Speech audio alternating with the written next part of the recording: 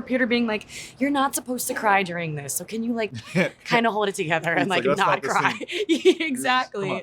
Like it's just so beautiful.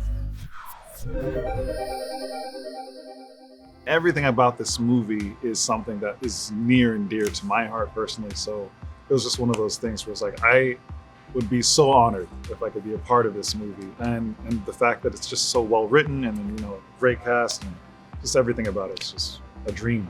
I think what really drew me to this film, obviously, is how honest Pete was with his story and like kind of integrating, you know, his immigrant experience, but relating it through the culture of different elements. It's like, what could be more different than fire, water, air, and earth?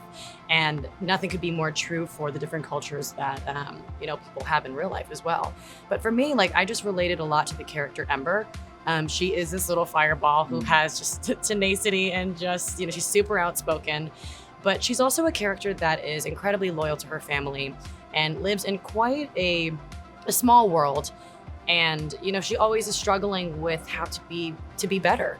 And, you know, I think her loyal family ties is something that I relate to a lot. And then, you know, her ability to kind of change and meet this water character and realize that maybe she's not so different from these people that she's alienated herself from for so long.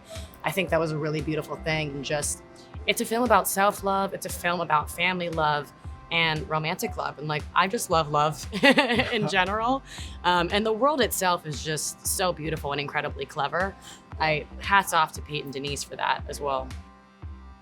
They were even mentioning too, they were starting to do things in animation that most people actually haven't even done before. Yeah, they have to build new technology. Yeah, for it. making the character really of fire or kind of move like water. Right. I found that really water, interesting. Yeah, of the element, not just having elemental qualities, but anyway.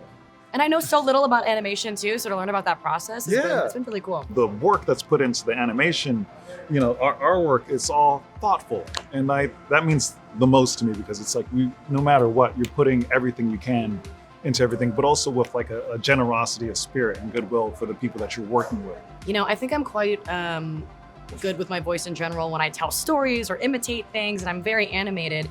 But to actually see the kind of magic that we made in the booth, I mean, say a character is like choking underwater. I'm like, how do I how do I do these things?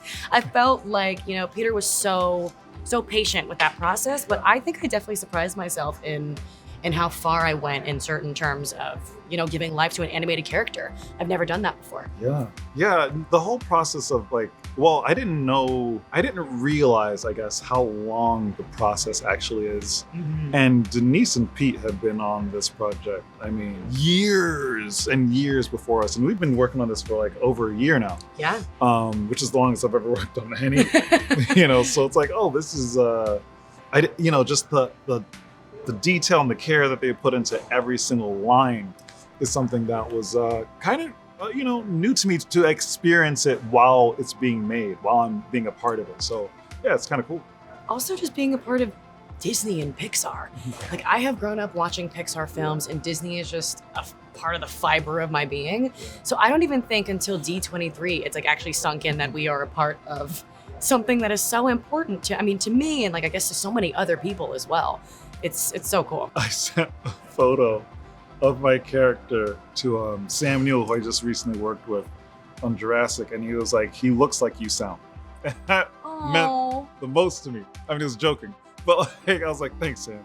This is the coolest kind of compliment I've ever gotten in a long time. It's breathtaking what they've done. I mean, I just love the way that Pixar animates things in general. The world that they've created, it's so detailed. And it's interesting to see what they've done, not even just with the fire and water people, but with the earth and air people. I'm like, I would have never thought of portraying them this way. It's just so clever.